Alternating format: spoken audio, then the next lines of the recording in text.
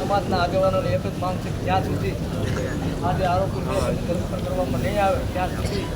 Dead body સ્વીકારવામાં નહીં આવે અને ડેડ બોડીને જસદણના વિદ્યા તાલુકાના મામલતદાર કચેરી ખાતે રાખવામાં આવશે. જે આપણે જાણીએ કે શું કહેવા માંગે છે કોળી સમાજના આગેવાન વિછિયા વિસ્તારની અંદર માત્ર ને માત્ર સામાન્ય પ્રજાને ટાર્ગેટ કરવામાં આવે છે.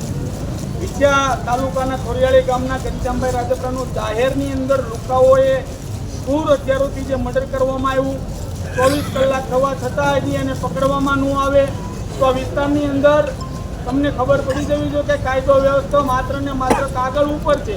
આ જ્યારે પૂછવામાં આવે તો એક આરોપીને પકડવામાં આવે તો આજે પરિવારની અને સમાજની એક જ માંગ છે કે જો યુદ્ધના ધોરણે આ તમામ આરોપીઓને પકડવામાં ન આવે, વિછિયા વિસ્તારની અંદર એનું સરઘસ વરઘોડો કાઢવામાં ન આવે ત્યાં સુધી આ વિછિયા તાલુકા સેવા સદન ખાતે